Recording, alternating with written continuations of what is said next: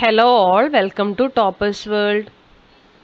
ഇന്ന് നമ്മൾ നോക്കാൻ പോകുന്നത് 2ാം ക്ലാസ്സിൻ്റെ മലയാളം വാർഷിക പരീക്ഷ മോഡൽ ചോദ്യപേപ്പർ അതിൻ്റെ ഉത്തരങ്ങളുമാണ് കേട്ടോ. ആനുവൽ എക്സാം ആണ് വരുന്നത്. അപ്പോൾ ആ ആനുവൽ എക്സാമായി ബന്ധപ്പെട്ടിട്ടുള്ള ക്വസ്റ്റ്യൻ പേപ്പറാണ്, അതിൻ്റെ ആൻസേഴ്സ്. മോഡൽ എക്സാം ആണ്. അപ്പോൾ എല്ലാവരും ഈ മോഡൽ എക്സാമിൽ ചോദിച്ച ചോദ്യങ്ങളെല്ലാം പഠിക്കാൻ വേണ്ടി ശ്രമിക്കുക.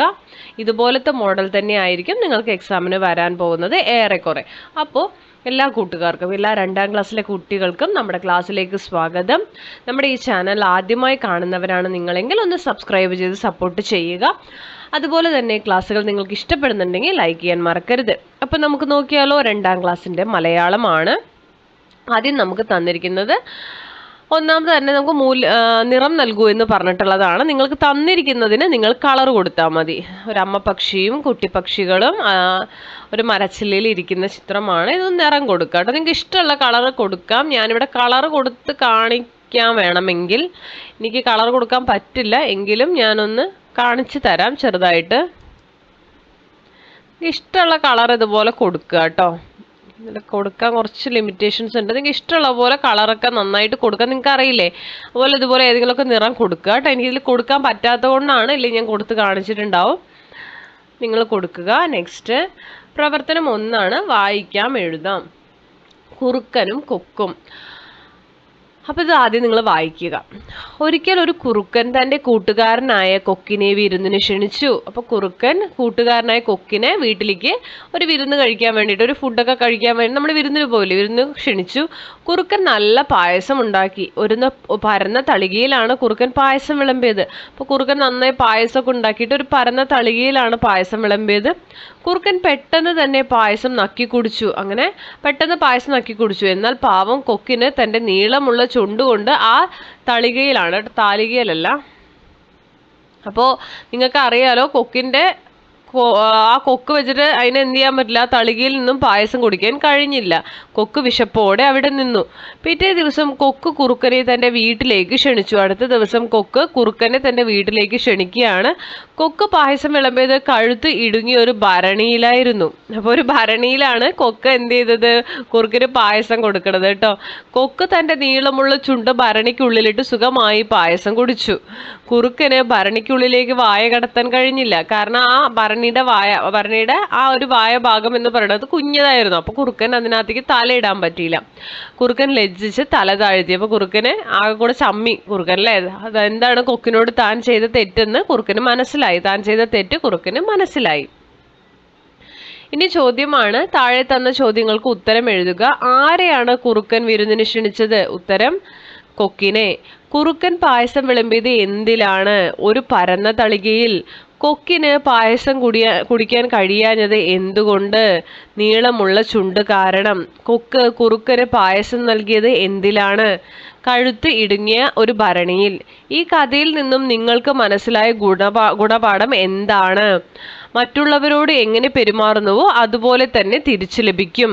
ഇതാണ് നമുക്ക് കിട്ടുന്ന ഗുണപാഠം. അപ്പം എല്ലാവരും നല്ല രീതിയിലൊക്കെ മറ്റുള്ളവരോട് പെരുമാറാൻ വേണ്ടി ശ്രമിക്കുക. പ്രവർത്തനം 2 സംഭാഷണമാണ്. വിരുന്നിന് ക്ഷണിക്കാനായി കൊക്കിന്റെ വീട്ടിലെത്തിയ കുറുക്കനും കൊക്കും തമ്മിലുള്ള സംഭാഷണം എഴുതുക. അപ്പൊ കുറുക്കനും കൊക്കും തമ്മിലുള്ള സംഭാഷണമാണ് നമുക്ക് നോക്കാം. കുറുക്കൻ: കൂട്ടുകാരാ, നീ ഇവിടെ ഉണ്ടായിരുന്നോ? നിന്നെ എവിടെയെല്ലാം തിരക്കി ഞാൻ. കുറുക്കൻ പറയാണ് കേട്ടോ. അപ്പൊ കൊക്ക്: എന്താ കാര്യം കുറുക്ക? കുറുക്കൻ: കൂട്ടുകാരാ, നീ ഇവിടെ. അപ്പോൾ കൊക്ക് ചോദിക്കുന്നു കുറുക്കൻ: നാളെ എൻ്റെ വീട്ടിലൊരു വിരുന്നുണ്ട്, നീ തീർച്ചയായും വരണം.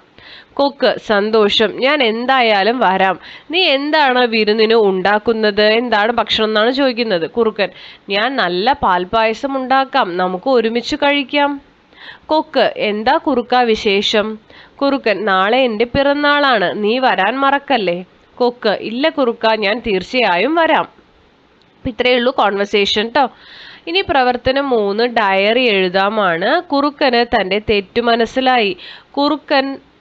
കുറുക്കന് കൊക്കിന്റെ വീട്ടിൽ പോയ ദിവസത്തെ, കുറുക്കന് മതി കേട്ടോ, കുറുക്കനെന്ന് വേണ്ട. കുറുക്കൻ കൊക്കിന്റെ വീട്ടിൽ പോയ ദിവസത്തെ ഡയറി എഴുതുക എന്നാണ് പറഞ്ഞിരിക്കുന്നത്. നമുക്ക് നോക്കാം. നമ്മളെപ്പോഴും ഡയറി എഴുതുമ്പോൾ ഒരു ഡേറ്റും ദിവസവും കൊടുക്കുക കേട്ടോ, തീയതിയും ദിവസവും. ഇന്ന് എനിക്ക് വളരെ സങ്കടം തോന്നിയ ദിവസമാണ്. കൊക്കിനെ വിരുന്നിന് വിളിച്ചപ്പോൾ ഞാൻ അവനെ ചതിച്ചു. പരന്ന പാത്രത്തിൽ പായസം നൽകി അവനെ ഞാൻ പരിഹസിച്ചു. എന്നാൽ ഇന്ന് കൊക്കിന്റെ വീട്ടിൽ ചെന്നപ്പോൾ എനിക്ക് എൻ്റെ തെറ്റു മനസ്സിലായി. ഇടുങ്ങിയ ഭരണിക്കുള്ളിലെ പായസം കുടിക്കാൻ എനിക്ക് കഴിഞ്ഞില്ല. ഞാൻ ചെയ്ത തെറ്റിന് കൊക്ക് എനിക്ക് നൽകിയ മറുപടിയായിരുന്നു അത്. എനിക്ക് വലിയ നാണക്കേട് തോന്നി. ഇനി മേലിൽ ഞാൻ ആരെയും ചതിക്കില്ല. ഇത് ആര് പറയുന്നതാണ്? കുറുക്കൻ എഴുതുന്ന ഡയറിയാണ് കേട്ടോ. പശ്ചാത്താപമായിട്ട് എഴുതുന്നതാണ്. പ്രവർത്തനം 4. എത്ര ജലസ്രോതസ്സുകൾ. ഇവിടെ പദസൂര്യൻ പൂർത്തിയാക്കാനാണ്. നമുക്കറിയാം നമ്മുടെ നാട്ടിൽ ഒരുപാട് ജലസ്രോതസ്സുകൾ ഉണ്ട് അല്ലെ.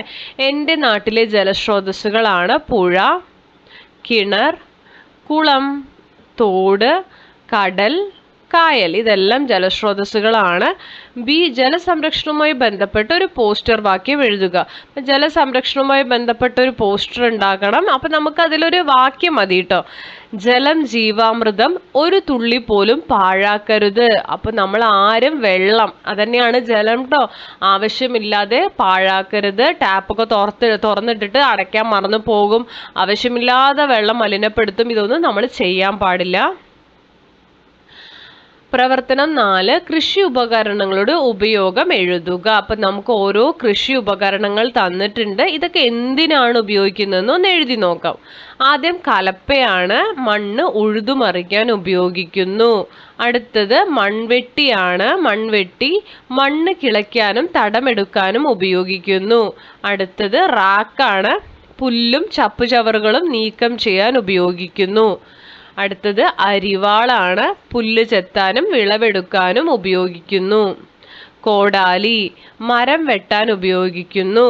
അപ്പോൾ കലപ്പ, മൺവെട്ടി, റാക്ക്, അരിവാൾ, കോടാലി ഓരോന്നിനും ഓരോ ഉപയോഗങ്ങളുണ്ട്. എഴുതുക. പ്രവർത്തനം 5. ഡയറി എഴുതാമാണ്. കടലിൽ നിന്നും ആവിയായി ആകാശത്തേക്ക് പോയ മഴത്തുള്ളി ഒടുവിൽ മഴയായി മണ്ണിൽ പതിച്ചു. ചെടികൾക്കും പൂക്കൾക്കും ജീവൻ നൽകി താൻ ഭൂമിയിൽ തിരിച്ചെത്തിയ ആ ദിവസം മഴത്തുള്ളിക്ക് വലിയ സന്തോഷം തോന്നി. ആ രാത്രി മഴത്തുള്ളി തൻ്റെ ഡയറിയിൽ എന്തായിരിക്കും എഴുതിയിട്ടുണ്ടാവുക? അപ്പൊ നിങ്ങളുടെ പാഠത്തിൽ നിങ്ങൾ പഠിക്കുന്നുണ്ട്, കടലിൽ നിന്നും നീരാവിയായി ആകാശത്തേക്ക് പോവുകയാണ് നമ്മുടെ മഴത്തുള്ളി. അവിടെ വെച്ച് തണുത്തുറഞ്ഞ് വീണ്ടും മഴയായിട്ട് തിരിച്ചു പതിക്കുന്നു അല്ലെ. അത് ചെടികൾക്കും പൂക്കൾക്കും ഒക്കെ പുതിയ ജീവൻ നൽകുകയാണ് മഴത്തുള്ളി. മഴത്തുള്ളിക്ക് ഭയങ്കര സന്തോഷമായി. അന്നത്തെ രാത്രി മഴത്തുള്ളി എഴുതുന്ന ഡയറിയാണ് നമ്മൾ എഴുതേണ്ടത്. നമുക്ക് നോക്കാം. എപ്പോഴും ഡയറി എഴുതുമ്പോൾ ഒരു തീയതിയും ദിവസവും കൊടുക്കുക. എത്ര സന്തോഷം തോന്നിയ ദിവസമാണിത്. കുറെ നാളുകൾക്ക് ശേഷം ഞാൻ എൻ്റെ കൂട്ടുകാരോടൊപ്പം താഴെ മണ്ണിലേക്ക് പതിച്ചു. ആകാശത്തെ കറുത്ത മേഘങ്ങൾക്കിടയിൽ ഇരിക്കുമ്പോൾ താഴെ ഭൂമിയിലെ കാഴ്ചകൾ കാണാൻ നല്ല രസമായിരുന്നു. താഴേക്ക് വീണപ്പോൾ വാടിക്കരിഞ്ഞു നിന്ന ചെടികളെല്ലാം സന്തോഷം കൊണ്ട് ചിരിക്കുന്നത് ഞാൻ കണ്ടു. ഒരു കൊച്ചു പൂവിൻ്റെ ഇതളുകളിലേക്കാണ് ഞാൻ ആദ്യം വീണത്. ദാഹിച്ചു വലഞ്ഞ ആ ചെടിക്ക് കുളിർമ നൽകാൻ എനിക്ക് കഴിഞ്ഞു. ഭൂമിയിലെ ഈ പച്ചപ്പും കുളിരും കാണുമ്പോൾ വല്ലാത്തൊരു ആനന്ദം തോന്നുന്നു. ഇനിയും ഒരുപാട് പേർക്ക് നന്മ ചെയ്യാൻ എനിക്ക് കഴിയട്ടെ. ഇത് മഴത്തുള്ളി പറയുന്നതാണ് കേട്ടോ. മഴത്തുള്ളിയുടെ ഡയറിയാണ്. എത്ര നല്ല ദിവസം. ഇനി പ്രവർത്തനം 6. സംഭാഷണം എഴുതാം. സാരംഗ് തുറന്നുവിട്ട കിങ്ങിണി തത്ത അതിൻ്റെ അമ്മയുടെ അടുത്തെത്തി. കിങ്ങിണിയും അമ്മയും തമ്മിലുള്ള സംഭാഷണം എഴുതുക. അപ്പൊ കിങ്ങിണി തത്തേനെ തുറന്നു വിട്ടു എന്ന് നമ്മൾ ആ പാഠത്തിൽ പഠിച്ചു. അപ്പൊ അത് അമ്മേൻ്റെ അടുത്ത് എത്തി. അപ്പൊ അമ്മയും കിങ്ങിണിയും തമ്മിലുള്ള സംഭാഷണം എഴുതി നോക്കാം. കിങ്ങിണി: അമ്മേ, ഞാൻ തിരിച്ചെത്തി. അമ്മ: മോളെ കിങ്ങിണി, നീ എവിടെയായിരുന്നു ഇത്രയും നാൾ? കിങ്ങിണി: സാരംഗ് എന്ന കുട്ടി എന്നെ ഒരു കൂട്ടിൽ അടച്ചിട്ടിരിക്കുകയായിരുന്നു. അമ്മ: എന്നിട്ട് നീ എങ്ങനെ രക്ഷപ്പെട്ടു? കിങ്ങിണി: അവൻ തന്നെയാണ് എന്നെ തുറന്നു വിട്ടത്. അമ്മ: ഇനി നീ എങ്ങും പോകരുത്, നമുക്ക് ഒന്നിച്ച് പറക്കാം. അപ്പോൾ ഇതാണ് സംഭാഷണം കേട്ടോ. പ്രവർത്തനം 7. ഞാൻ കണ്ട കാഴ്ചയാണ്. നിങ്ങൾ കണ്ട ഒരു പൂരക്കാഴ്ച എഴുതുക. പൂരവും വേലയും ഒക്കെ നടക്കണം നിങ്ങൾ കണ്ടിട്ടുണ്ടാവുമല്ലോ. അപ്പൊ അതിനെക്കുറിച്ച് നിങ്ങളൊന്ന് എഴുതൂ. നമുക്കൊന്ന് എഴുതി നോക്കാം. ഞാൻ കണ്ട മനോഹരമായ ഒരു കാഴ്ചയായിരുന്നു ഞങ്ങളുടെ നാട്ടിലെ പൂരം. വർണ്ണശബളമായ നെറ്റിപ്പട്ടം കെട്ടിയ ആനകൾ നിരന്നു നിൽക്കുന്നത് കാണാൻ നല്ല ഭംഗിയായിരുന്നു. നിറയെ കളിക്കോപ്പുകളും മിഠായികളും തുണികളും പാത്രങ്ങളും പലഹാരങ്ങളും ഒക്കെ വിൽക്കാൻ നിൽക്കുന്ന കച്ചവടക്കാർ. ചെണ്ടമേളവും ആളുകളുടെ ആരവവും വലിയ ആവേശമായി. രാത്രിയിലെ വെടിക്കെട്ട് ആകാശത്ത് മനോഹരമായ കാഴ്ചകൾ തീർത്തു. ചേച്ചിയുടെ കൈയും പിടിച്ച് ഞാൻ പൂരപ്പറമ്പിലെ കാഴ്ചകളെല്ലാം കണ്ടു. പ്രവർത്തനം 8 പട്ടിക പൂർത്തിയാക്കുകയാണ്. അപ്പോൾ പട്ടിക പൂർത്തിയാക്കുമ്പോൾ നമുക്ക് ധാന്യങ്ങളുടെ പേര്, പഴങ്ങളുടെ പേര്, പച്ചക്കറികളുടെ പേര്, ഇലക്കറികൾ, കിഴങ്ങുകൾ, പയറുവർഗ്ഗങ്ങൾ, ഇതിൻ്റെ എല്ലാം പേരെഴുതണം. ധാന്യങ്ങൾ ഏതൊക്കെയാ? അരി, ഗോതമ്പ്, റാഗി, ചോളം, തേന. പഴങ്ങൾ നിങ്ങൾക്കറിയാലോ, ഫ്രൂട്ട്സ് കേട്ടോ. വാഴപ്പഴം, ചക്ക, മാമ്പഴം, ചാമ്പയ്ക്ക, സപ്പോട്ട. പച്ചക്കറികൾ വെജിറ്റബിൾസ് കേട്ടോ. വെണ്ട, തക്കാളി, കുമ്പളം, മത്തൻ, വഴുതന.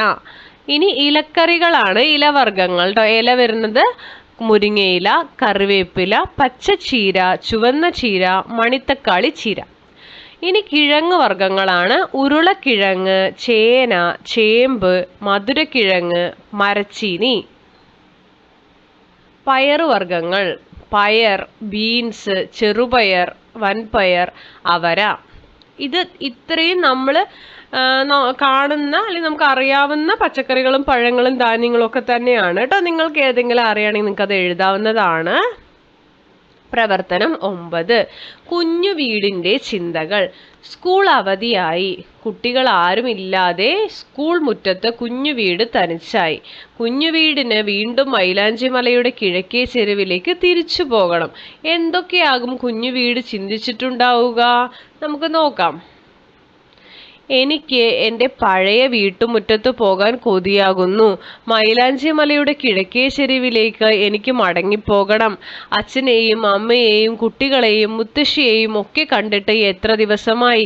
അവർ എന്നെ മറന്നിട്ടുണ്ടാകുമോ? കുഞ്ഞുങ്ങളെ ഇത്രയും നാൾ സ്കൂളിൽ വെച്ച് കാണാമായിരുന്നു. സ്കൂൾ അവധിയായതോടെ അതുമില്ലാതായി. എൻ്റെ സ്ഥലത്ത് അവർ പുതിയ വീട് പണിതിട്ടുണ്ടാകുമോ? എനിക്ക് തിരിച്ചു പോകണം. തിരിച്ചെന്നാണ് കേട്ടോ. കാറ്റേ, നീ എവിടെയാണ്? എന്നെ എത്രയും വേഗം എൻ്റെ പഴയ സ്ഥലത്ത് തിരിച്ചെത്തിക്കൂ. പ്രവർത്തനം 10 ചിത്രം നോക്കൂ. ഈ ജീവികൾ പരത്തുന്ന രോഗങ്ങൾ കണ്ടെത്തി എഴുതാം. മന്ത്, എലിപ്പനി, നിപ്പ, കോളറ. നമുക്കൊരു എലിയുണ്ട്, അതുപോലെ ഈച്ചയുണ്ട്, കൊതുകുണ്ട്, വവ്വാലുണ്ട്. അപ്പോൾ ഇതിൽ ആരൊക്കെ പരത്തുന്നു എന്ന് എഴുതണം. നമുക്ക് എലി തന്നിട്ടുണ്ട്, അത് പരത്തുന്നത് എലിപ്പനിയാണ് കേട്ടോ. അടുത്തത് ഈച്ചയാണ്. അടിയിലുള്ളത് കൊതുകിൻ്റെ ആദ്യം പറയാം. കൊതുകാണ് മന്ത് പരത്തുന്നത്. പിന്നെ വവ്വാലാണ് നിപ്പ പരത്തുന്നത്. ഈച്ച, കോളറ. ഓക്കെ, എലിപ്പനി, കോളറ, മന്ത്, നിപ്പ. അപ്പം 4 ജീവികളും പരത്തുന്ന രോഗങ്ങൾ നമ്മൾ എഴുതിയിട്ടുണ്ട്. അപ്പം ഇത്രയുമാണ് നമ്മൾ ഇന്നത്തെ ക്ലാസ്സിൽ ഉൾപ്പെടുത്തിയിരിക്കുന്നത്. എല്ലാ സബ്ജക്ട്സിൻ്റെയും മോഡൽ ചോദ്യ പേപ്പർ നമ്മുടെ ചാനലിൽ അവൈലബിൾ ആയിരിക്കും. നിങ്ങളെല്ലാവരും അത് വാച്ച് ചെയ്ത് നന്നായി പഠിച്ച് എക്സാം എഴുതാൻ വേണ്ടി ശ്രമിക്കുക. നിങ്ങൾക്ക് ക്ലാസ്സുകൾ ഇഷ്ടപ്പെടുന്നുണ്ടെങ്കിൽ ലൈക്ക് ചെയ്യുക, ഷെയർ ചെയ്യുക, സബ്സ്ക്രൈബ് ചെയ്യുക, തുടർന്നും വാച്ച് ചെയ്യുക. Thank you for watching.